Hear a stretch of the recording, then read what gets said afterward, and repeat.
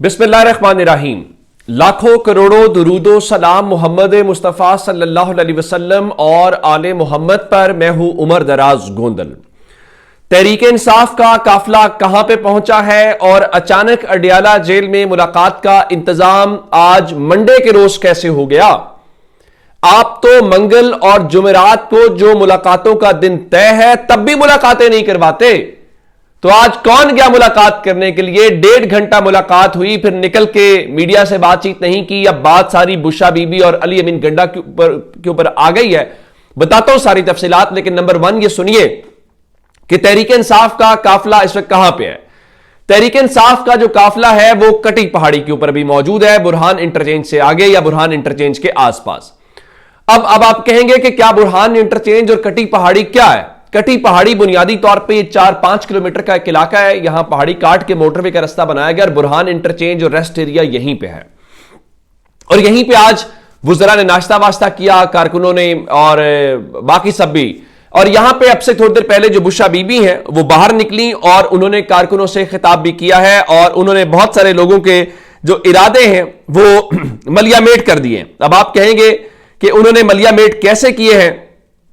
वो इस तरीके से कि जनाब वो गाड़ी से बाहर निकली, गाड़ी से बाहर निकल के उन्होंने कारकुनों का हौसला बढ़ाया और इशारे से यूं कारकुनों को आगे बढ़ने का हुक्म दिया या उनसे कहा कि आप आगे बढ़ें, और साथ ही खिताब किया और कहा कि मेरे बच्चों और भाइयों, जब तक इमरान खान हमारे पास यानी वापस नहीं आ जाते हमने ये एहतजाज खत्म नहीं करना। ये सिर्फ मेरे मियां की बात नहीं है, ये इस मुल्क और इस मुल्क के लीडर की बात है। और पठान गैरतमंद कौम है, वो आखिरी वक्त तक साथ नहीं छोड़ते। और साथ ही उन्होंने अल्लाह अकबर का कहा, उन्होंने कहा मैं आखिरी सांस तक खड़ी रहूंगी, आपने मेरा साथ देना है जब तक इमरान खान वापस नहीं आ जाते। और उनके मुताबिक बुशा बीबी ने आज यह भी कहा कि अगर कोई भी उनके साथ खड़ा नहीं होगा तो वो जनाब आली उसके बावजूद वहां पे अकेली खड़ी रहेंगी। जिसका मतलब क्या हुआ? जिसका मतलब हुआ कि वो कह रही हैं कि भाई वापसी का कोई रास्ता नहीं है, वो जो आप इधर उधर चले जाते हैं या बाकी सारी चीजें हैं वो इस बार नहीं होगा।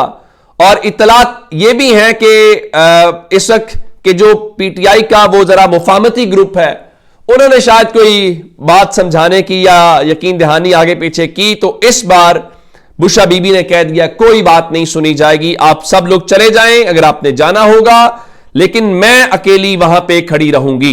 अब बुरहान इंटरचेंज कटी पहाड़ी पे इस वक्त भरपूर शेलिंग हो रही है और उसके बाद जो तहरीक इंसाफ और गंडापुर है वो उसकी क़यादत कर रहे हैं, वो वहां पे नारे शारे आई पीटीआई के नारे लगा रहे हैं।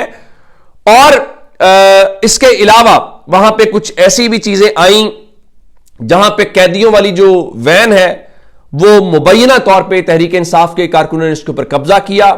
फिर यह भी इतलात आई कि पुलिस वालों को भी उन्होंने अपने तहवील में लिया। फिर इतलात कुछ ऐसी भी सोशल मीडिया के ऊपर आई जहां पे उमर अमीन गंडापुर जिनके भाई हैं वो डीआईजी से बात करते हुए दिखाई दे रहे थे कि हम आप पुलिस वालों, फिर मैंने ये भी देखा कि कोई कारकुनों के हत्थे पुलिस वाले चढ़े, कारकुनों ने बचाने की कोशिश की। ये अच्छी बात है। कोई ऐसा काम ना करें जो आपके खिलाफ जाए, कोई ऐसा काम ना करें जो आपकी तहरीक को नुकसान पहुंचाए। और जाहिर इस किस्म की रवैये की तो कोई भी नहीं कहेगा कि पुलिस को ये किया जाए वो किया जाए। तो उस दौरान अब फिर वो उन्होंने कहा कि आप पुलिस वालों को ले जाएं और हमारे कारकुनों को छोड़ दें। तो इस तरीके से बात जो है वो होती हुई दिखाई दी। अब इस सारे मामले के दौरान बुरहान इंटरचेंज पे जहां शेलिंग हो रही है, और आप अंदाजा इस बात से कीजिए कि ये जो लोग हैं ये अटक वाले मामले से आगे कैसे पहुंचे। यानी पीछे जहां हमें कहा गया था रेड लाइन है। मैं उसकी एक मिसाल देना चाहता हूं। उस्मान राना है जो पहले आज न्यूज में सीनियर रिपोर्टर थे, पब्लिक न्यूज के साथ भी रहे और आजकल नियो न्यूज इस्लामाबाद में काम करते हैं। उनका कहना यह था कि उनकी अटक में तैनात जो पंजाब पुलिस एहलकार है उनके साथ बात हुई तो उन्होंने कहा कि बुशा बीबी और अली अमीन गंडापुर के साथ 2.5 लाख लोग हैं, हमें यह इतलात मिली। और उसके बाद हम जो है वो वहां से पीछे हटे और उनका जी हमें ये शक था कहीं नामालूम अफराद जो है गोलियां न चला दें। और मरियम नवाज शरीफ ने भी आज इस बारे में एक बयान जारी किया और उनका जी इसकी वो मजम्मत करती हैं। उनके मुताबिक मुजाहिरीन के पास मशीन गन मौजूद है, आंसू गैस है, चाकू है, मास्क देखे गए हैं, जबकि पंजाब पुलिस को हमने गैर मुसल्ला रखा गया है, अब भी ऐसा कर रहे हैं। ये तहरीक मुसल्ला दहशतगर्दी है और 20 से जायद पुलिस एहलकारों पर हमला जो है वो अफसोसनाक है। अच्छा, इस सब के बीच में एक डेवलपमेंट यह है कि टेक्सला में इमरान खान और बुशा बीबी के ऊपर मुकदमा दर्ज कर लिया गया है। मुकदमात की तो खैर कमी है ही कोई नहीं ना। और इस मुकदमे में न सिर्फ इमरान खान इमरान खान जेल में बंद है, जेल में बंद होने के बावजूद उनके ऊपर मुकदमा दर्ज हो गया। आरिफ अलवी साहब के ऊपर हो गया, गंडापुर के ऊपर हो गया, शहरियार रियाज, हमाद असद कैसर, इन सब के ऊपर हो गया। और कहा क्या गया? कहा यह गया कि जनाब इमरान खान ने अलीमा खान के जरिए अवाम को 24 नवंबर के एहतजाज का पैगाम दिया। बुशा बीबी ने 19 नवंबर के वीडियो पैगाम में कारकुनों को इस्लामाबाद पहुंचने का कहा, तो जलाओ, घेराओ रियासती इदारों और वो जो सारा पुराना एक मतन होता है उसके जरिए। लेकिन अब इस दौरान डेवलपमेंट क्या है? गंडापुर साहब वजीर आला जो है खैबर पख्तूनख्वा के, उनके लिए रास्ता बंद है। लेकिन गंडापुर साहब के जो तर्जुमान हैं खैबर पख्तूनख्वा हुकूमत के, जिन बैरिस्टर सैफ, उनके लिए रास्ता खुला हुआ है। कैसे? आज आमतौर पर मंडे को मुलाकात इमरान खान से नहीं होती। चंद रोज पहले तहरीक इंसाफ की क़यादत मुलाकात करने आई थी, जिसमें बैरिस्टर गौहर भी थे। उनको मुलाकात का मौका नहीं दिया गया था। फिर मंगल और जुमेरात मुलाकात होती है, लेकिन आज हमने ये देखा कि मुलाकात का दिन नहीं था, उसके बावजूद अडयाला जेल खुल गई। गो कि हमारी अदालतें हुक्म देती रहती हैं कि इमरान खान से मुलाकात करवाएं, कोई नहीं मानता। और आज मुलाकात के लिए 2 लोग गए। बैरिस्टर गौहर जो पार्टी के चेयरमैन हैं वो गए, नंबर 2 बैरिस्टर सैफ गए जो खैबर पख्तूनख्वा हुकूमत के तर्जुमान है। और बैरिस्टर सैफ के हवाले से पहले भी तहरीक इंसाफ वाले बहुत सारे सवाल उठाते हैं। यह मुलाकात तकरीबन 1.5 से 2 घंटे या उससे भी ज्यादा ये मुलाकात चली है। और इस मुलाकात के बाद अब मुलाकात खत्म हो गई है और ये दोनों रहनुमा जो हैं वो अडयाला जेल से वापस रवाना हो गए हैं। बैरिस्टर गौहर क्या कहते हैं? बैरिस्टर गौहर ये कहते हैं कि खान साहब की एहतजाज की कॉल फाइनल है, कॉल ऑफ यानी एहतजाज खत्म करने वाली बात नहीं है। अब अगली जो बात की वो बहुत सारे लोगों के लिए इस्लामाबाद में और कहीं परेशानी होगी। उनके मुताबिक मुज़ाकरात चल रहे हैं, जो बात होगी बताएंगे। यानी बैरिस्टर गौहर ये कह रहे हैं कि मुज़ाकरात चल रहे हैं, तो अब अगली बात क्या है? अगली बात यह है कि ये जो भी अंदर तय पाया है वो अगले चंद घंटों में इल्म तो उसका हो जाएगा। लेकिन जो मुलाकात में चीजें तय पाई हैं या जो भी पेशरफ्त है, अब ये जाएंगे उस काफिले में जहां पे बुशा बीबी और गंडापुर साहब मौजूद हैं।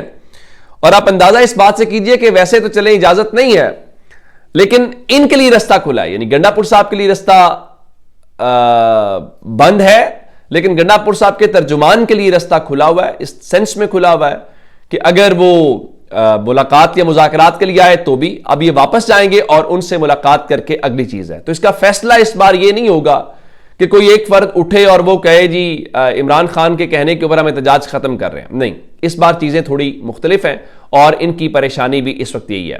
गो के लाहौर में अज़मा बुखारी की प्रेस कॉन्फ्रेंस में मैं मौजूद था। वो कह रहे हैं जी हमने बिल्कुल सब अमन है, चैन है। ये ठीक है, लाहौर में जुज़वी तौर पे कुछ पाबंदियों को हटा लिया गया है। अंदरून शहर के अंदर ओवरऑल कोई रुकावट नहीं है, मामूल की जिंदगी बहाल है। कुछ दाखिली खारजी रास्तों के ऊपर भी जो सख्तियां थी वो कम की गई हैं। ट्रांसपोर्ट, ये तो दावा किया गया हमने खोलने की इजाजत दे दी है, लेकिन अभी ट्रांसपोर्ट चली नहीं है। लेकिन जीटी रोड जाने वाला जो रास्ता है उस पर थोड़ी आसानी है। अब तहरीक इंसाफ की क्या स्ट्रेटेजी है? तहरीक इंसाफ जो है, लाहौर के सदर इम्तियाज शेख कह रहे हैं कारकुनों के आज हम किसी भी वक्त रवाना हो सकते हैं और आप जो है वो गर्म कपड़े और बिस्तर ले लें। और उसके बाद जो अली इजाज बुट्टर हैं, यासर गिलानी, वो काफिले की सूरत में रवाना हो गए। उनका जी रास्ते बंद है तो हम टोलियों की सूरत में यहां से रवाना हो जाएंगे। मोटरवे बंद है, रिंग रोड बंद है, बाबू साबू और सगियां बंद है, लेकिन जीटी रोड जो शादरा वाला रास्ता है अब उस पर थोड़ी जुज़वी तौर पर उसमें नरमी की गई है।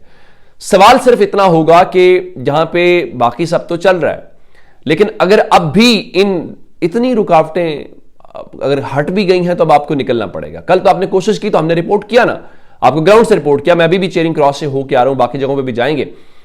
तो अगर आज आपने कोशिश भी ना की और गिरफ्तारियां देने की कोशिश भी ना की, तो फिर आपके ऊपर सवाल तो पैदा होगा और आपसे सवाल किया भी जाएगा कि आप जो है ये सब कैसे कर रहे हैं या क्यों कर रहे हैं।